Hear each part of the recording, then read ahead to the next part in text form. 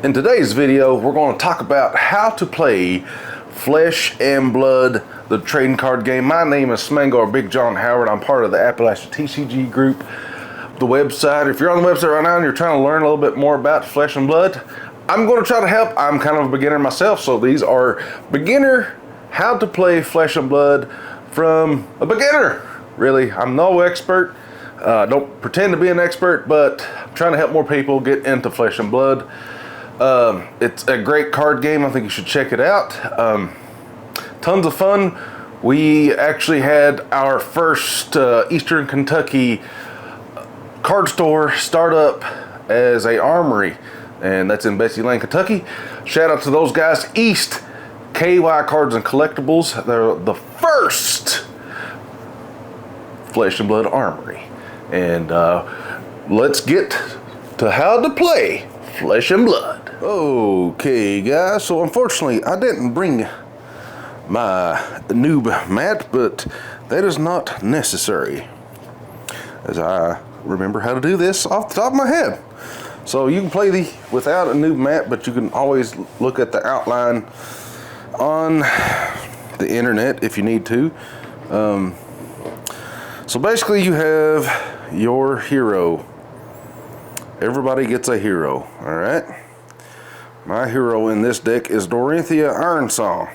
This is what is called a classic constructed format. She can equip warrior weapons. She's a warrior class. You need to think of this more like classes in like Dungeons and Dragons almost. I know a lot of people on this channel are fans of Magic the Gathering, as well as I am, and this is where I come from trading card games, and I still love Magic. But Flesh and Blood it's similar, but it's also different than Magic. I would you almost have to unlearn Magic to know how to play this. So everybody has equipment cards, everybody has a weapon, everybody has a hero. Your hero goes in the middle. I'm going to set up my board, and we'll take a look there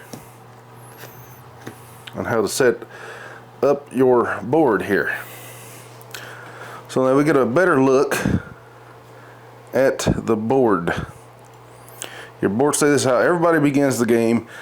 Almost in every format, I don't think any format sets it up differently. You might have two weapons over here instead of one. But here, you always have a helmet, gauntlets, chest piece, and boots. And you will have a weapon and your hero. So, back to the hero. Your hero does special abilities, as does your weapon and your cards. So always read those.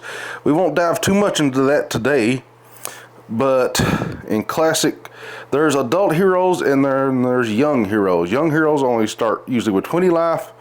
There's some variations within that. If you play a hero like Benji, he only starts with like 17. KO's like even less, I think. But Dorothea in Classic Constructed, she starts with 40. This over here, Intelligence, means how many cards you can draw each turn. Decimator, this is a Decky Dory build right now. I can link it in the description box below if you're interested in what this deck is running. I haven't changed it. So I'll link the Fabry.net deck down below. So this takes 3, and you'll need to learn this, 3 pitch to play this card. Alright, so this is where things get interesting. You roll to see who goes first. So I'm going to pretend I'm going first anyway, and we're going to set up the rest of the board. So Classic Constructed has 60 cards.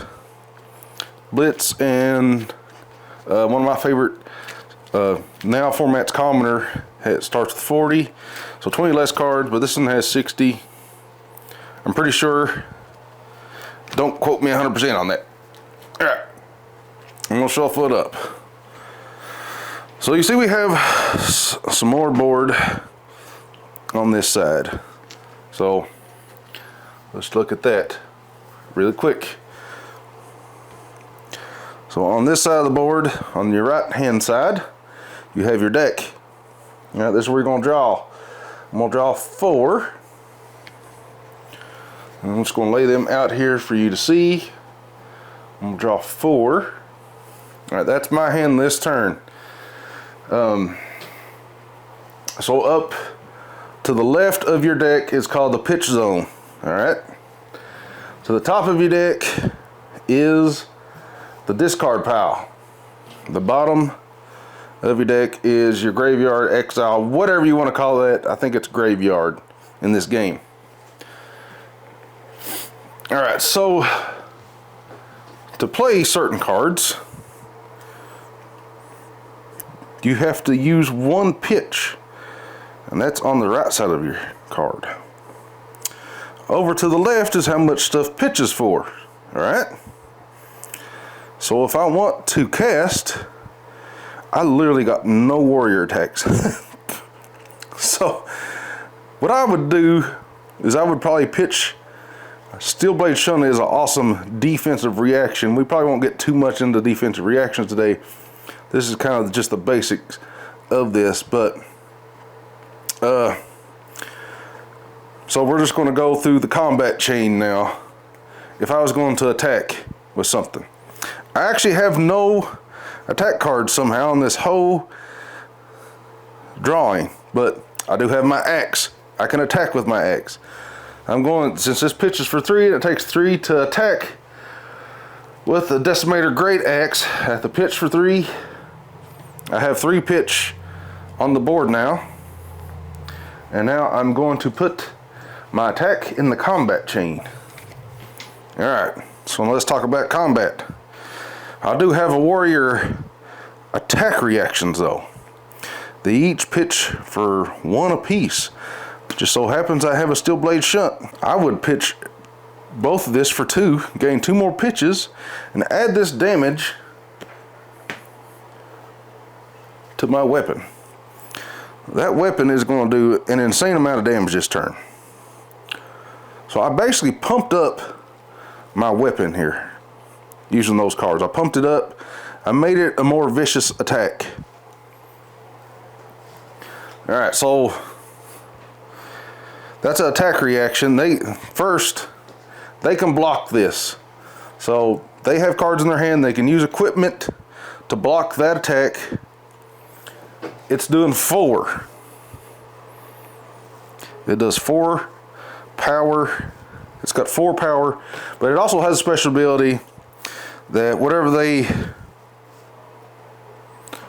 block value is, which is on the right side of cards. So if I had Out for Blood and I was playing another warrior, I could block for 3, but Decimator rounds it down, so it would only block 2. So automatically taking 2 damage almost. But you can block with multiple cards if you have them. So these both block for 3, but I have to use 2 cards to block 4 damage all of a sudden. But that axe wasn't doing just 4 damage. It was doing +3 +2, so it was doing 9 damage. That's a big swing. It's going to be hard to block with only a few cards.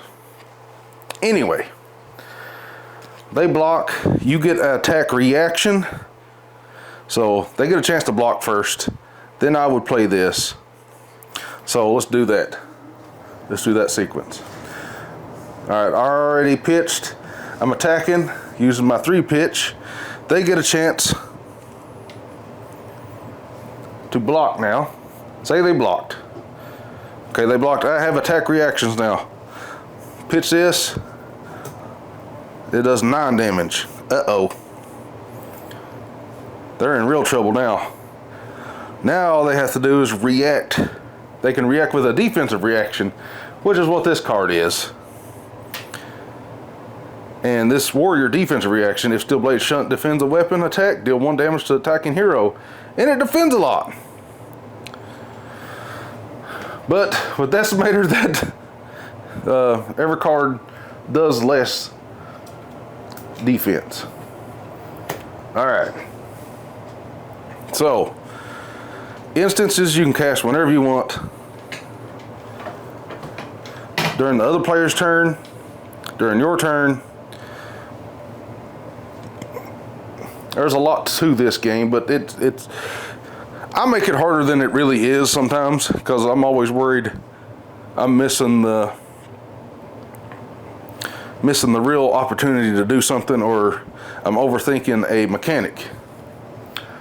So we won't get too much into other mechanics here, but sometimes when you block with an equipment card, it breaks afterwards, and I usually just flip them over after the turn. So when you block, you do put them in the combat chain. After the end of the turn, it breaks. I usually just put them back over here to keep them separate from the rest of the pile, because you don't really want to mix up your equipment cards. So at the end of turn, if you attacked first, these cards actually went up there. These two pitched. So those actually discarded. These two pitched.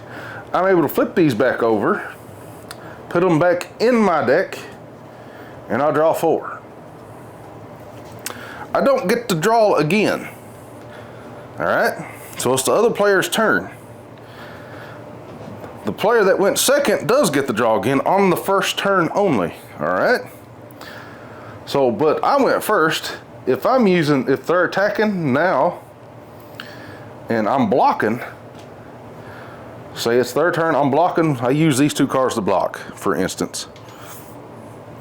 I blocked hard. I had to. They was doing all kinds of damage. I blocked hard. That goes the discard pile. It's my turn now. I don't get to draw again.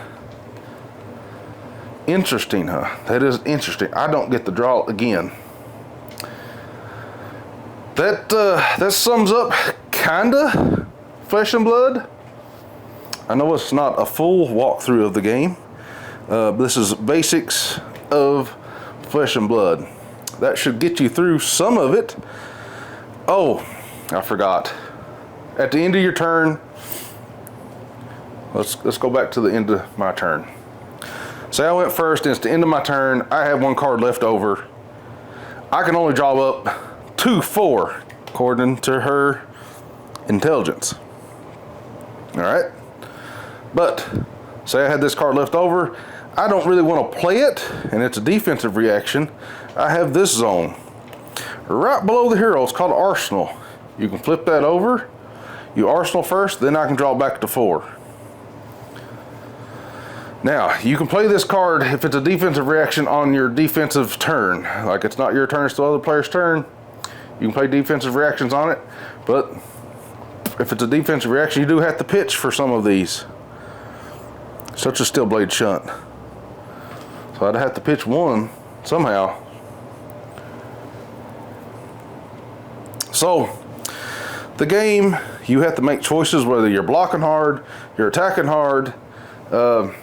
It usually comes down to very low health in this game, especially if your decks are similar power.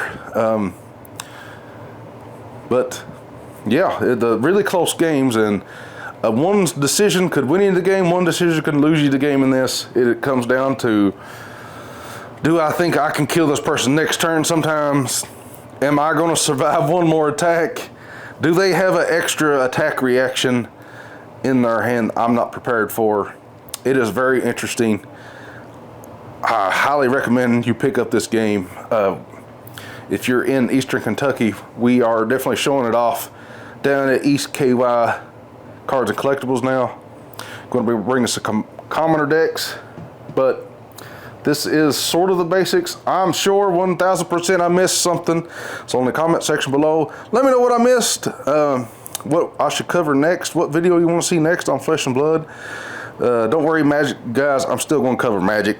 I love both of these games, so why not just make videos on both and grow the community. But anyway, I hope that guys help some of you guys get involved in Flesh and Blood. We'll see you guys in the next one.